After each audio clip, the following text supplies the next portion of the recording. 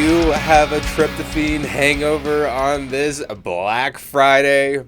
Goodbye Thanksgiving. What's up holiday shopping? My name is Arthur Raw. Welcome in to another Happy Friday America. Definitely happy to be here. And we got a Black Friday episode for you this week. But first, I got to introduce my man. That's right, Kevin Holiday Blitz Batstone. Happy Friday America. Happy Black Friday. Like Art said, the shopping begins. The fun starts now. Some folks get ahead of it. Some people wait. Some people are going out for the deals today, Art. I'm not going out for the deals. But what we are going to do is bring you a great episode. It starts right now with Today in History. Let's go on Today in History, yeah, and it's going to be a fun one. So in 1240, Batu Khan, the Mongol army that he was leading, starts to siege Kyiv. It's an 8-day assault with catapults, and the city falls. 1717, I got a pirate one here. Blackbeard attacks and captures a French merchant slave ship, and then he takes this ship, makes it his flagship.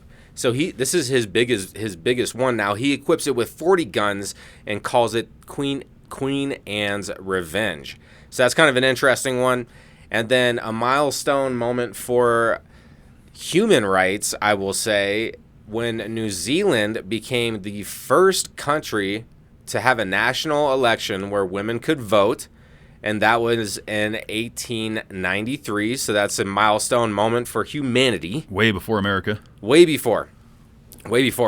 And then, Kev, I saw this one. I had to throw it in because, come on now. Yeah. So 1895 was the first car race ever in America. And it was from Chicago to Evanston. Evanston, thank you. And it was a total 55-mile race, and the average speed was 7 miles per hour. Look, man, it was 1895. We didn't have the horsepower back then. Yeah, man. So Frank Duryea is the first car race winner in America, apparently. What a legend. Yeah, so that's a cool one that I thought you could get behind that message. I like that. And then, Kevin again, 1997, final episode of original Beavis and Butt-head airs on MTV. I love that show. We know that they've remade it, and it's still freaking hilarious. It's fantastic. If you haven't seen the new season, it's on, is it on? Yeah, it's on Comedy Central. It's so good. It is, man. That's Today in History, and I remember this, guys. This is the martini guy. All right, so everyone remembers the slap chop guy, right? He wore the headset. He had like a little headset on. He'd be like, all right, he's like, listen here. You want to clean up a mess? You want to do this? You want to do that? You get the ShamWow. Cleans up everything. Okay. Like, he was a great salesman. I'll give him that. He put on a great presentation. He made a name for himself as like the king of infomercials. We can't leave out Billy May, the OxyClean guy. He was pretty good too. Yeah. Died of a cocaine overdose on flight. But the ShamWow guy, he says, you know what? I'm getting rid of the infomercial. I'm running for politics.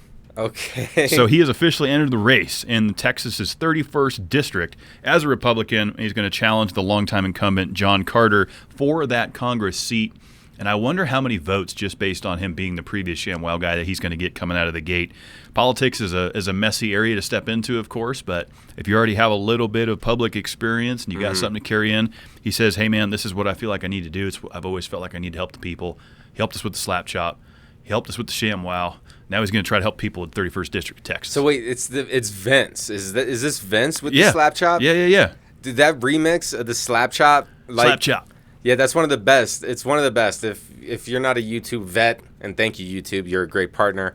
But if you're not a YouTube vet, then you got to check out the slap chop song out there, the remix. It's fantastic. Well, when you're good at selling, and having an appearance and energy about you, you could translate that to other areas. So I think that's what he's doing here. Yeah, it should be interesting. He's going to be running. We'll see how he does in the polls. Yeah, so now moving into some of, actually, I'll say retail's favorite day, the company's favorite day, is Black Friday. So originally, wait, you had something there? Well, here's the thing, right? When we were kids, Black Friday was a thing. Yeah. Like the day. Now it's like a whole month. It's a whole week. It's a whole cyber deal. It's not what it used to be. You used to wake up at 5 a.m. on Friday and go out and do these things. Yeah. Now it's like the second you're done eating turkey, you can do it. But anyways, it is interesting. What do you got for Black Friday? Well, and even before turkey as well, because some Black Friday sales have been on for a week already. Right. And that's just kind of what I'm talking about here is a little Black Friday stuff. So, like, apparently the first term Black Friday was originally had nothing to do with shopping and was used in the 1950s by Philadelphia police describing the chaotic crowds and traffic after Thanksgiving. And then black later became the meaning to profitable, referring to retailers moving from red, the losses, to black, the profits, for the holiday shopping. Sounds like some roulette bets. Oh, baby. Red or black? No, I don't know, man. It could hit red 10 times in a row. Don't get excited about the colors, people. You know, there's more than just colors on that thing. Yeah. All right. And then so it's actually no longer Black Friday. Back in the day, it used to be the busiest day because it was like the day. But it's actually, apparently nowadays, it's the Saturday before Christmas is the busiest shopping day. So people are like waiting until the last minute. You shouldn't last minute shop. We know this. It's, you know, it might be gone. It might be fun. We're risking it. I suppose. No, I'm just messing with that. And then so Black Friday is now a global event. It's in countries like the UK, Brazil, Germany. See, I didn't realize that. I didn't even know that. That it's just a sale day. Like after America's eating day, the whole world goes on sale. It's such a gluttonous like overload. Like eat as much as you can, get fat and sloppy, and then go spend your money with us. Yeah. You know? Yeah. It's like drugs. Yep. So Cyber Monday competes with Black Friday now. It does. It's either equal to, and it's actually beat revenue in past years. So yeah, that didn't exist when we were growing up. Like people actually had to go to the stores. And then I'll conclude on this one. Safety incidents are real. Since 2006, crowds have stampeded and caused injuries, rare fatalities, leading to many stores increasing crowd control. I mean, that's just since 2006. That's been going on since way before. I'll never forget the time. I think you remember this because this was big in our day when that lady bit someone's ear off for a Furby. Remember when Furbies were big? Yeah. She I don't remember that story. She pulled Was it Mike Tyson inspired? Or? I was just going to say, she pulled a Mike Tyson, Evander Holyfield type thing, bit her ear off for that Furby. That's crazy, man. For a fucking Furby. That's wild. So be safe out there if you're going out into society for your shopping. And now we got Kev's random record of the week. Random records, always a fun time. I love flipping through and trying to figure out, what we're going to do with these. Obviously, David Rush out there doing amazing things. Back to Texas, Tejas, one of my favorite states in the country. This is pretty cool.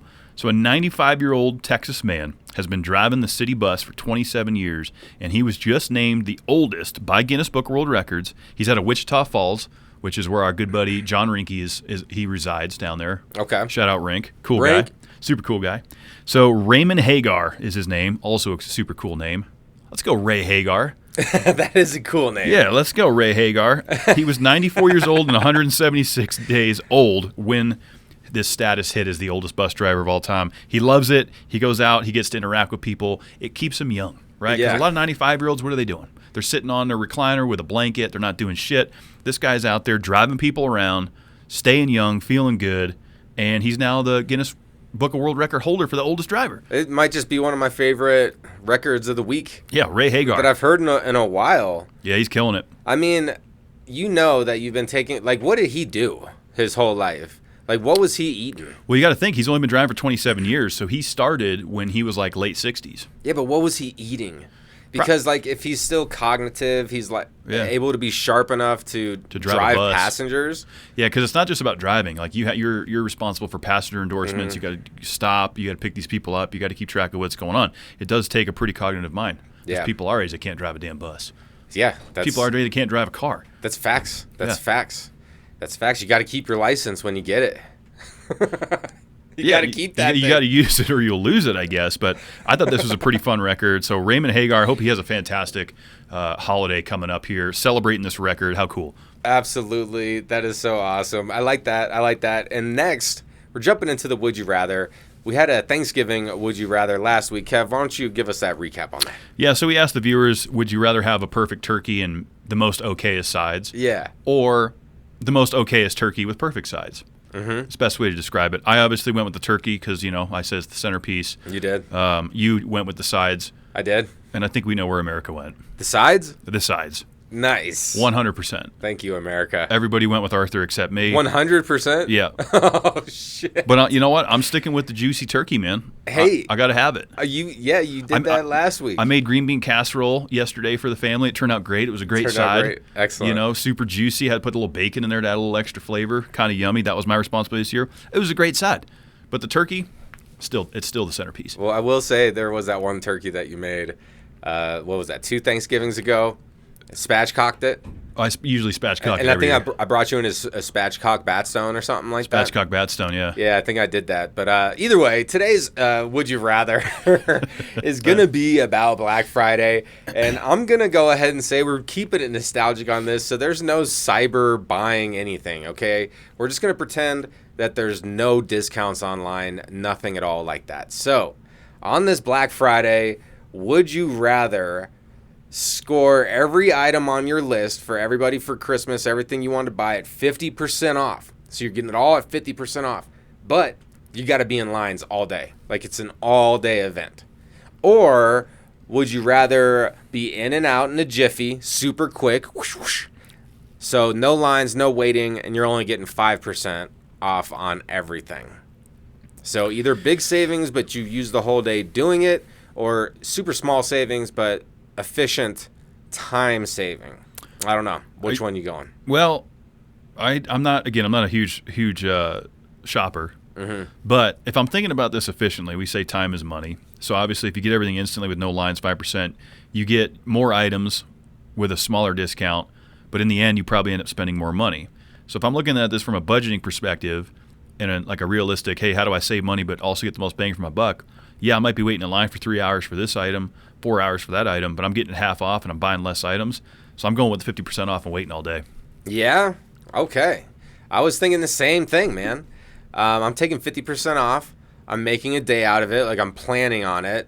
Because honestly, you're not frustrated about lines. You're not frustrated about traffic if you expect lines and traffic. Well, 50% off. I mean, if you're buying, let's say you're buying a Traeger, which we know, throw back to the spatchcock turkey, that's $1,000 piece of equipment. If you're getting that thing for $500, yeah, that's worth the wait. Yeah, I would say so. I'm taking the full day shopping with the 50% discount on every item I'm looking for. So is Kev. Which way you going? Please do leave a comment below or go over to X and cast your vote. So next, we're gonna. Seems a little explicit. I'll let you just take this lead on this. Yeah. So we got to get a little grotesque here. It wouldn't be a happy Friday without a little silliness, and we know I like these grotesque articles. Dumbass of the week. Oh, excellent! We got the dumbass of the week alert. This is always my favorite. So we got a 30-year-old man who is an idiot, and he was arrested and charged with 2 separate counts of indecent exposure. I'm just going to go through the charges here before we talk about what he actually did. He decided that he needed a little bit of excitement in life, was his defense. He says, You know what? I just need to be excited. So he says, I'm going to pull out my dick and balls, and I'm going to flash it to people on the highway. And so he did. And the first incident occurred around 7:30 a.m., which I find alarming. He's like, I'm getting up, and I'm getting out there. People need to see my dick. And so he started flashing on Interstate 80 near Oxford. This was the first incident. And then he was finally caught around 3:30 later that day on Interstate 380 near North Liberty, just flashing his genitals. So he had so much fun after his first he flashing. probably went and ate lunch. He's like, man, that was good. He had to go do it again. He went to a different place this time. He went to a different place this time. Yeah, he went Okay. he went to the other side of the city. So it'd be like going from I-70 to 470 and doing the same kind of thing. And so the witnesses said he was positioned in the back of his vehicle, pants down, as cars drove by. So he was just letting it all hang out. This is different than if you're pulling over and you have an emergency. You got to take a whiz. Maybe you can't hold your shit anymore. Because people have been charged with indecent exposure for that. Mm-hmm. But it's like, man, I didn't want to shit myself. Yeah. This is not the case. Yeah, so, if that did happen, are they going to let somebody off if they're in an extreme relief situation where they must use the restroom? Well, you're definitely going to have a much more believable case as to the indecent exposure piece, right? He admitted. He's like, I needed excitement in my life. Yeah. This was his defense. At least he owned it. Yeah. And still a dumbass. Total dumbass of the week. And so indecent exposure. So this was in Iowa, just for bring some geography into it. Carries fines It could be a registration. He could now be essentially a registered sex offender because of the indecent exposure, depending on the circumstances, and jail time. He's obviously awaiting further proceedings. This happened pretty recently. So, dumbass of the week, flashing this shit out there. What did you get out of it? I mean, he got an adrenaline rush, obviously. Short term. Yeah. Right. Now he's probably sitting there going, well, that was dumb. That was so stupid. Yeah. It was so dumb. Hence, like he probably like a cumulative time was like probably 6 to 12 minutes of actual action. So over like, sure, there's planning involved, but the actual like thing that occurred. You just got to think like, what am I going to get out of this? Like you said, adrenaline rush, excitement. Like, is that it?